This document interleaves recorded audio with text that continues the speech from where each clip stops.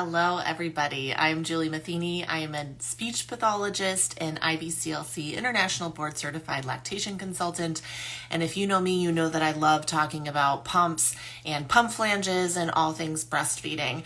Today, I want to actually talk to you about my review and use of the new eufy wearable breast pump.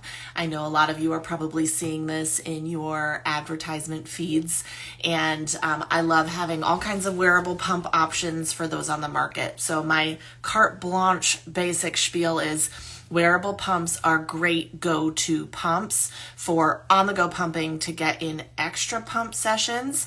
They do not replace primary pumps if you have a preemie baby where you're trying to increase milk supply. They're not the best for the early days after delivery to establish or bring in a milk supply, or if you're exclusively pumping. They just don't have the oomph of a primary pump. But wearables are a great option to get in extra pumps if you are exclusively pumping. They're great for moving extra milk if you're trying to build a stash. They're good if you're out and about running around and you just need to move a little more milk. Almost every wearable that I know on the market tends to not be as efficient as a primary pump, so most people won't empty their milk as efficiently to a wearable as they will to a primary pump. They tend to leave milk behind, and when we do that too often or too frequently, then we see milk supply drop. But wearables can be a great option to complement the feeding and pumping that you're already doing for your baby. So we're going to talk about specifically this new one on the market, the eufy. So first I'm going to show you how to set it up and use it, and then we'll talk about my opinions on it. So this pump is going to have 4 pieces. It's going to have the plastic milk collector. This holds 5 ounces of milk. This is the backflow protector membrane. This is what's going to help generate suction. This is also the duckbill membrane. Every pump that I know on the market has some kind of duckbill membrane to actually help you generate that vacuum to move milk. There's going to be a little hole inside here, and this one is a little tricky. It has a little ridge to it, and you have to very perfectly make sure that you get that ridge clicked into the hole so that it sits flush and won't come out. So step 1 is get that duckbill in the center, and then this membrane piece connects this way. Okay. This is the flange. It's going to come with a 24 millimeter flange. Now what I love about this is it has a nice soft contour. This is the most velvety of all soft silicone backs. I don't know what this material is, but there's like no friction to this. So I will say a positive of this pump over the other wearables. Wearables that have hard plastic flanges like the Willow and Elvie are my least favorite to recommend. They tend to just be uncomfortable to the breast. Silicone flange backs like the Mom Cozy have been my go-to, but this is a totally different material and it's kind of a game changer. So this is going to go in here. And with all of these wearables, you really have to make sure that you're snapping this completely flush all the way around. Otherwise, you're going to lose suction and lose milk. And this is the tricky piece that a lot of people are like, I hate putting my wearable together, because you have to have an artist's degree in order to be able to really get this. You have to sit everything flush. So this has to be like perfectly aligned, and you have to get that all the way around the rim. And this is what takes so long with the setup of these wearable pumps. So that's about how long it took me to get this perfectly seated. And then this is the actual motor, and the motor is going to fit like this. Okay. Now I had a little difficulty getting this on and off. What you have to do is you have to hold with one hand, hold with your second hand, and peel this back while you pop the motor on and off. Okay, so that's how you set up this pump. The cool thing about this pump is you have 3 options. You can get this pump with a charging case, so you can actually charge in the case. It connects to hubs in here. Case will hold a charge for 5 days. That doesn't mean it will charge your pump 5 days in a row. It means it holds a charge for 5 days, and it can completely charge your pump in about 5 hours.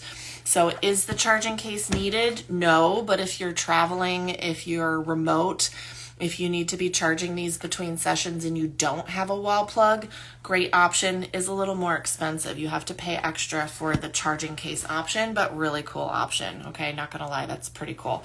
When I was working, I had an hour commute, and it would have been really nice to like charge these because I forget to charge things. Okay, that's my own fault.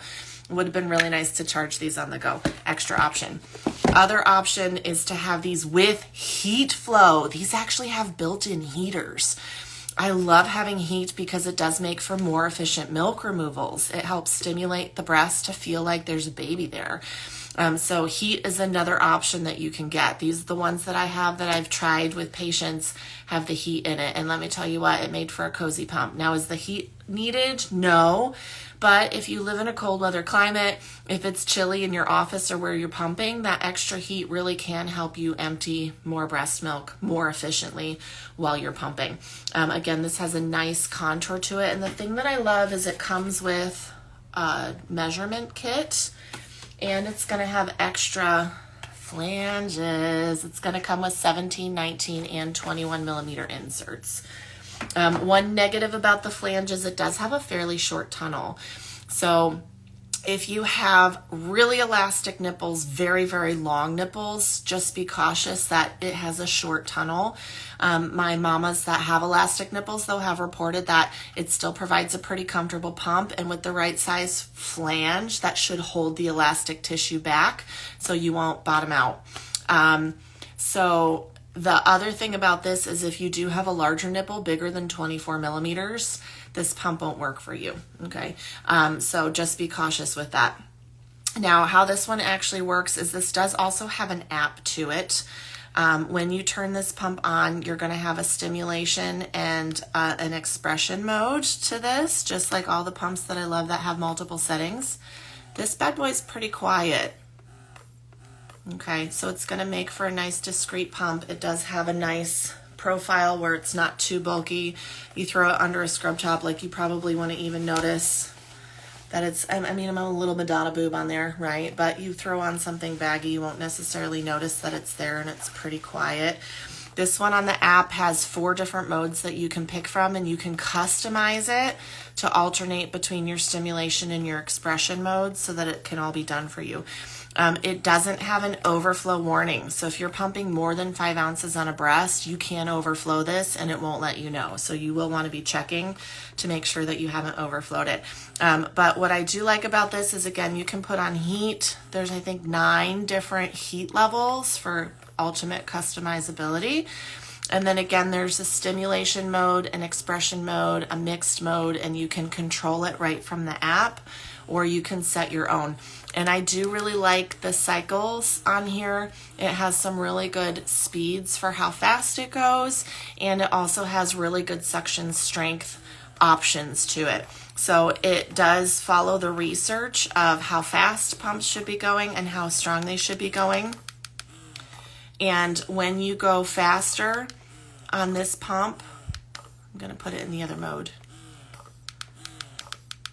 It doesn't go extremely longer, which is what I really like. You can get stronger suction without having it do a massively long pull like some of the other pumps on the market.